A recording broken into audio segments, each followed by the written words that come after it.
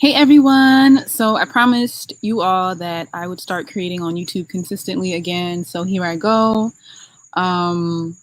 Second video in the same week. I'm proud of myself. But I wanted to talk about value. So I was listening to one of my favorite YouTube creators, and I know a lot of people hate this woman, but I really feel as though she's doing God's work. This woman is doing God's work. This woman is doing critical work and doing the heavy intellectual work that many of us don't have it in us to do. And this is the woman we all love to hate. This is Cynthia G. And I wanted to just play a clip in which she talks about value. And I really wanted to just take this chance and have a conversation about value and what we value and whether or not what we value actually values us. And in the meantime, you know what? Let me drop the link to come on the panel. We can have a conversation. Here it is. I just put it in the chat so you can check that out right here. All right, but anyway, I'm gonna play this video, play this little clip, and we're gonna have a conversation about it. There, but I'll use you. I'll use you if I have no other option. When I want to get a kink off, I'll go to a black man. If I want a man to dominate, I'll go to a black man. But yeah, you're not really my option, but I'll take you. But when it comes to that man of no color, that's where my loyalty is. And this black man who's the side trick, emphasis on trick, because he's gotten out of prison, she has not had sex with him. Guess what he just found out? He side tricked to a man of no color that this woman has been dating and have expressed her love for. All the while she's spending this black man's money. He's tricking off gifts on her. He's on his knees begging her if he can just spend one night with her. Also, it can culminate in last night's episode where he drops Becky off, and guess who Becky has rolling up to pick her up? The man of no color, Zach. And I told y'all last time I talked about it that Zach wasn't a man of no color. And I said something in me knows that Zach is. Hey, Certain Exposure. Certain Exposures. It's been a while. How have you been? How's your channel coming along? Hey.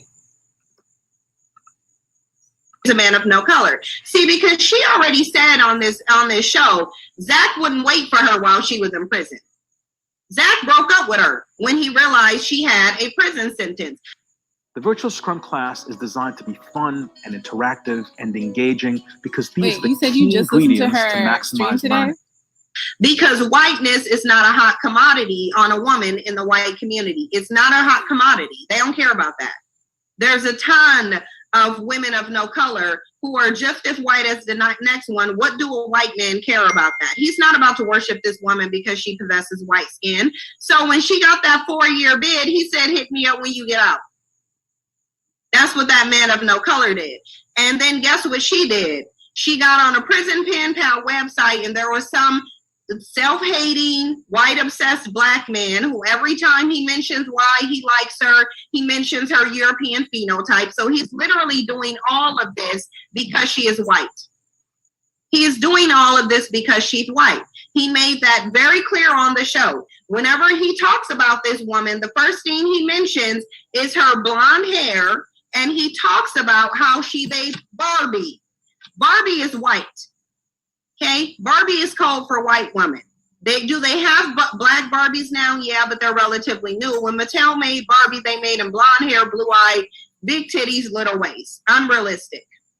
Okay, so he mentions at the forefront of why he wants this woman is her whiteness. That is why. So I want you guys to listen to this clip. And I wish I could show it to you, but I can't show it to you because of copyright. YouTube will literally block you. You wouldn't even see it. You would just see a black screen. So there's no way I can actually show you it, but I can let you listen to it, and you'll understand what's going on when you listen to it. Okay, I want you to listen to what this woman of no color is saying. Even after she gets caught, listen to what she's saying. Hang on a minute. Let me get my audio.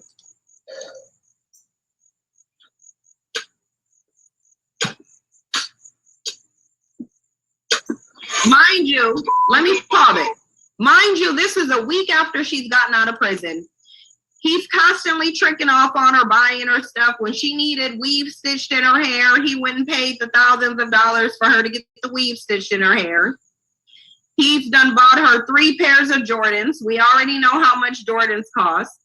He bought her 3 pairs of Jordans, Michael Kors bags, and he was sitting there about to pay for her boob job. He already agreed for her to get a boob job. I think she said it was about $8,000, I think that's what she came back. Okay, I'm going to pause it. I'm going to say, hey, Star Goddess. It's good to see you too. Certain exposures. You said you were going to take in a hiatus. Okay. You watch Cynthia? Okay. All right. So she's detailing how a lot of Black men really just value whiteness over themselves, over their Blackness, over their communities, and how they will literally go out their way to do anything for a white woman. She's talking about man in this reality TV show Love After Lockdown, how they Black men will go and look for white women who are coming out of jail, but in their own communities, in their own white communities, these women are not sought after by white men. White men are not going out of their way to stick it through with these women while they are in jail like Black men are. So back to the central question around value. Unfortunately, due to internalized racism, a lot of Black men do not value themselves, their communities, and by consequence, and by extension, Black women, they don't value Black women. Okay. So she's going to get into this. I'm going to play it again, but critically, as Black women, we need to think about, do we value things that do not value us? If so, why is that? And what can we do to change that? What can we do to make sure we only value the things that value us? Okay. And told him that for her to get a boob job, it'll be $8,000 to $9,000. Okay. This is after he already admitted that when she was in prison, he tricked off $20,000 to $30,000 on her. There's a reason why I'm showing Black women this, because you need to really understand how you need to treat Black men.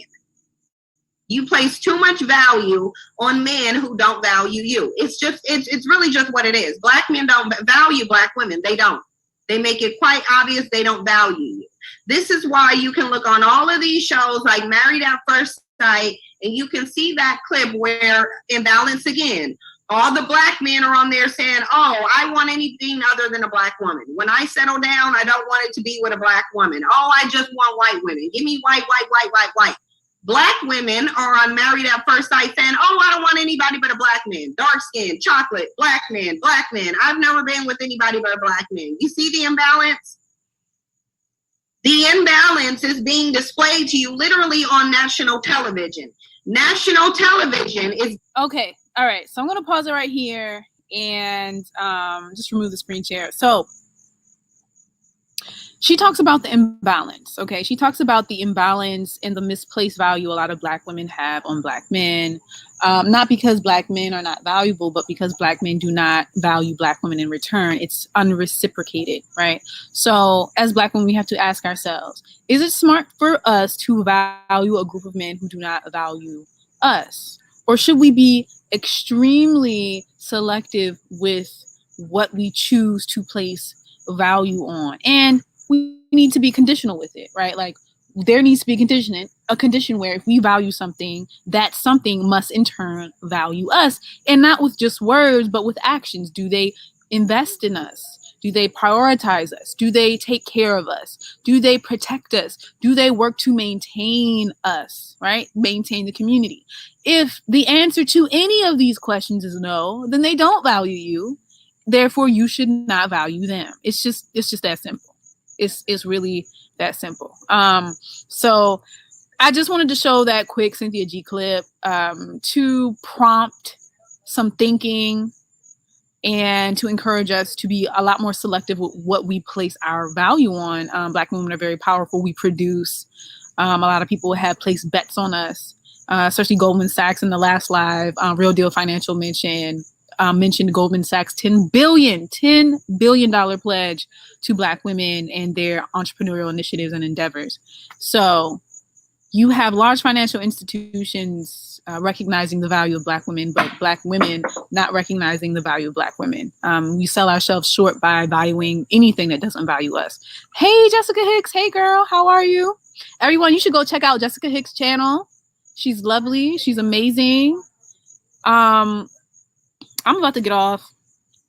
My cousin just got off her sailboat, so I'm going to go talk to her. She's going to come up making noise. But yeah, value. Okay. All right. Thank you for coming through Certain Exposure, Star Goddess, and Jessica Hicks. Bye, Jessica. See ya, everyone.